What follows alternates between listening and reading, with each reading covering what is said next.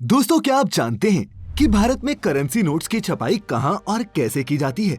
या फिर क्या आप ये जानते हैं कि इस दुनिया का सबसे बड़ा सांड आखिर कितना बड़ा है? अच्छा, क्या आप ऐसा सोचते हैं कि बियर पीने से मोटे हो जाते हैं? अगर इन सवालों को लेकर आपकी जानकारी है अधूरी या फिर धुंधली सी, तो देखें आज की इस वीडियो को पूरा, क्योंकि इनके अलावा और भी ऐसी बहुत सी एक्साइटिंग और फैसिनेटिंग इन्फॉर्मेशन है जिनसे करने वाला हूं मैं आप सभी को फैक्टिफाइड। तो बांध लीजिए अपनी अपनी कमर पेटियां और हो जाइए तैयार। बिना एक भी पल और गवाए शुरू करते हैं फैक्टिफाइड हिंदी पर आज का ये episode. Factified, facts on your face. Fact number 1। दोस्तों, क्या आप भी उन लोगों में शामिल हैं जो ये सोचते हैं कि बियर पीने से मोटे हो जाते हैं? या फिर क्या आप अपने किसी दोस्त की तोंद को देखकर उसे बियर बेली की व्याख्या दे देते हैं? तो दोस्तों, आपकी जानकारी के लिए बता दूं कि साइंटिफिकली आपकी ये बात सही नहीं है। अलबत्ता बियर एक अल्कोहलिक ड्रिंक है जो गेहूं, जौ जैसे अनाज को फर्मेंट करके बनाई जाती है। और अगर आप एक बियर की न्यूट्रिशनल इंफॉर्मेशन पर नजर डालेंगे तो पाएंगे कि बियर की एक बोतल में अल्कोहल, प्रोटीन्स, कार्बोहाइड्रेट्स और कुछ माइक्रो न्यूट्रिएंट्स तो होते हैं, लेकिन फैट्स नहीं होते। साथ ही बियर से मिलने वाली कैलोरीज को हमारा शरीर खाने से मिलने वाली कैलोरीज की तरह स्टोर नहीं कर सकता। लेकिन दोस्तों, आप भी जानते होंगे कि बियर पीने के दौरान आपका फूड इंटेक काफी हैवी हो जाता है। ज्यादातर लोग बियर के साथ फैटी फूड्स जैसे पिज्जा, चिकन विंग्स और फ्राइड चीजें खाना पसंद करते हैं। तो अब होता क्या है कि आपका लिवर तो बिजी हो जाता है आपके शरीर में आई अल्कोहल को पचाने में, तो जो खाने की शक्ल में आप फैट्स लेते हैं वो प्रोसेस हो ही नहीं पाता और एक्यूमुलेट होने लग जाता है आपकी बॉडी फैट की शक्ल में। तो डियर बियर लवर्स, अगर आप अब तक ये मान रहे थे कि बियर आपकी तोंद बढ़ा रही है, अगर मेरी माने तो एक बार अपने चखने की कंजम्पशन पर भी गौर करें। Fact number 2। दोस्तों, क्या आप इस दुनिया के सबसे बड़े सांड के बारे में जानते हैं? अगर नहीं तो इनसे मिलिए। ये है निकर्स नाम का मिस्सी नस्ल का एक ऑस्ट्रेलियन सांड जो फार्म के बाकी कैटल से कितना बड़ा है आप खुद देख सकते हैं। खैर दोस्तों, वैसे तो दुनिया में सबसे बड़े बुल का वर्ल्ड रिकॉर्ड नाम है चियानिना नस्ल के डोनेटो नाम के एक सांड के नाम, जो 1955 में 8 साल का था और उस समय उसका वजन 1740 किलोग्राम और हाइट 6 फीट से भी ज्यादा थी। लेकिन आज के टाइम में पर्थ ऑस्ट्रेलिया में रहने वाला निकर्स नाम का ये सुपर बुल दुनिया में सबसे ज्यादा वजनी ना सही, लेकिन सबसे ज्यादा हाइट वाला सबसे बड़ा बुल जरूर है। 1350 किलोग्राम से भी ज्यादा वजनी निकर्स अविश्वसनीय 6 फीट और 4 इंच ऊंचा है, जो इसे फार्म पर काफी यूनिक बनाता है।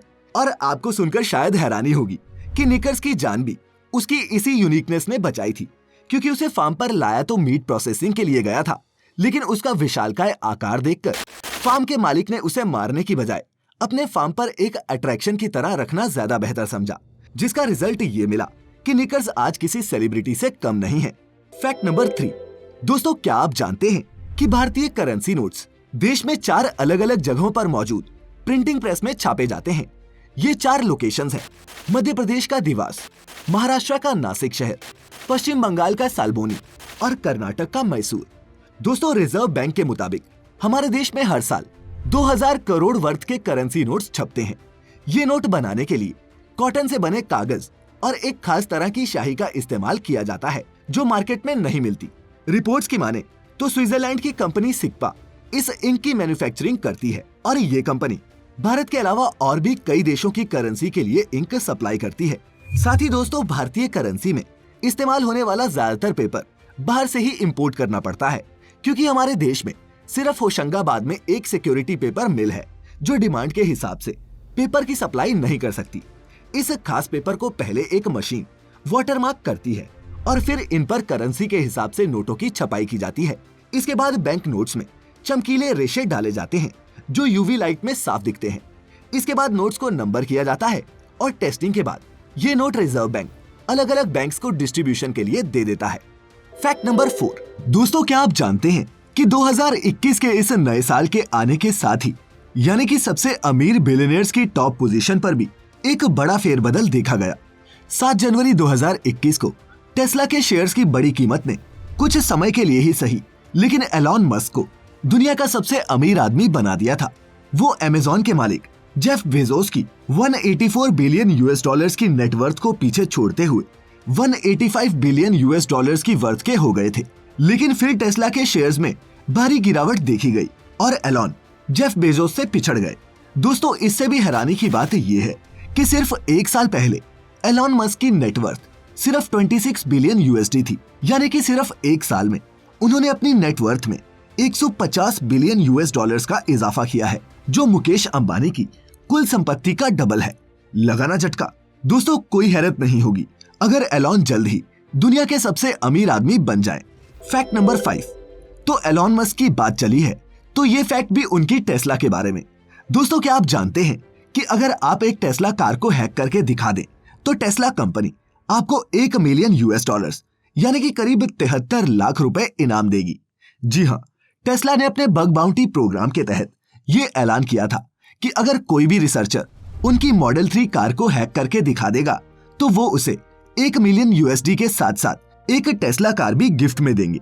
दोस्तों ऐसे ही एक बग बाउंटी प्रोग्राम में 2019 में फ्लोरो एसिटेट नाम की एक प्रोफेशनल बग हंटिंग टीम ने टेस्ला से एक मॉडल 3 कार और 35,000 यूएस डॉलर्स यानी कि 25 लाख रुपए जीते थे। तो क्या आप में है वो बग हंटर?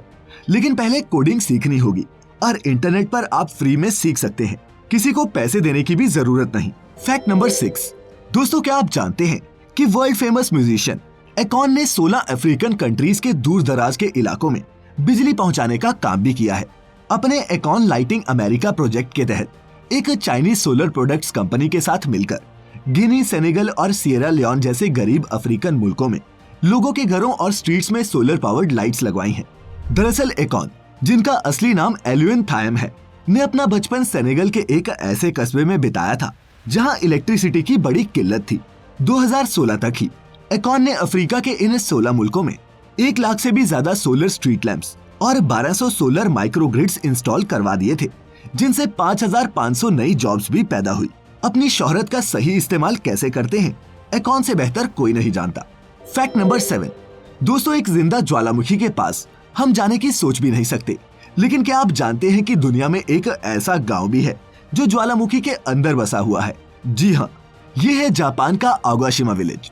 टोक्यो से 200 मील दक्षिण में स्थित इस शांत से गांव के लिए सन 1785 का साल बेहद दर्दनाक रहा था, जब ज्वालामुखी से निकलते धधकते लावा ने आइलैंड पर रहने वाली आधी आबादी की जान ले ली थी। लेकिन कुदरत के इस खतरनाक रूप को अपनाए हुए 169 लोग अभी भी यहाँ रहते हैं। यहाँ के ज्यादातर बाशिंदे फिशिंग और खेती करके जीवन यापन करते हैं और यहाँ एक लिकर डिस्टिलरी के अलावा कुछ जनरल स्टोर्स, एक गेस्ट हाउस और एक मैकेनिक शॉप भी मौजूद है। यहाँ आप नेचुरल सोना का मजा ले सकते हैं और अगर घूमना हो तो बाइक से ज्यादा गाड़ी बेहतर है, क्योंकि इस आइलैंड का मौसम बहुत अनप्रिडिक्टेबल रहता है और तेज हवाओं के साथ बारिश कभी भी हो सकती है। Fact number 8। दोस्तों आपने बड़े पर्दे पर अक्षय कुमार को पैडमैन के किरदार में तो देखा होगा, लेकिन इस फैक्ट में आज मैं आपकी मुलाकात करवाऊंगा एक रियल लाइफ पैड वुमेन से। ये है कश्मीर की नौशहरा की रहने वाली 28 साल की इरफाना जरगर, जिन्होंने अपनी सेविंग्स को पीरियड्स के दौरान महिलाओं को पड़ने वाली जरूरत की चीजों को खरीदने और उन्हें जरूरतमंद महिलाओं को बांटने में लगा दिया। उन्होंने सैनिटरी पैड्स, हैंड वॉशेस और सैनिटाइजर्स की कई किट्स गरीब महिलाओं तक पहुंचाने के अलावा श्रीनगर के हर पब्लिक टॉयलेट में इन किट्स की अवेलेबिलिटी को अपना लक्ष्य बनाया है। आप इरफाना की इस मुहिम के बारे में क्या सोचते हैं? नीचे कमेंट्स में मुझे जरूर बताएं। Fact number 9। दोस्तों क्या आप जानते हैं कि 2007 में पकड़ी गई एक व्हेल के गले में सन 1880 का एक हार्पून मिला था।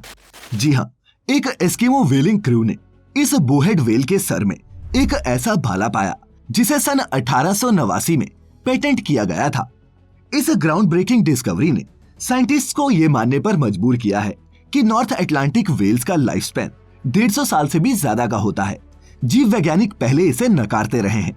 और दोस्तों अब पेश है आज का योर ओन फैक्ट, जो हमें भेजा है तस्लीम हैदर जी ने। तस्लीम लिखते हैं कि यूनिवर्सिटी ऑफ केरला ने भारत में एक ऐसा डिजिटल गार्डन डेवलप किया है जिसके अंदर आप जिस भी पेड़ की जानकारी चाहते हैं उस पर लगे QR कोड को स्कैन करके झट से अपने फोन पर पा सकते हैं। यही नहीं, केरला के राजभवन, गवर्नर रेजिडेंस और लेजिस्लेटिव असेंबली जैसी कई पब्लिक प्लेसेस के पार्क्स को भी इसी तर्ज पर डिजिटाइज किया जाएगा ताकि लोग अपने आसपास की कुदरत को और बेहतर तरीके से समझ पाएं। तो दोस्तों इसी के साथ खत्म होता है आज का ये एपिसोड। कुछ भी अच्छा लगा हो या फिर नया सीखा हो तो इस वीडियो को अपने दोस्तों के साथ भी शेयर जरूर कर देना। मिलेंगे अब नेक्स्ट वीक अगले एपिसोड में। तब तक अपना ख्याल रखें, खुश रहें और वीडियो पूरी देखने के लिए आप सभी का बहुत बहुत शुक्रिया।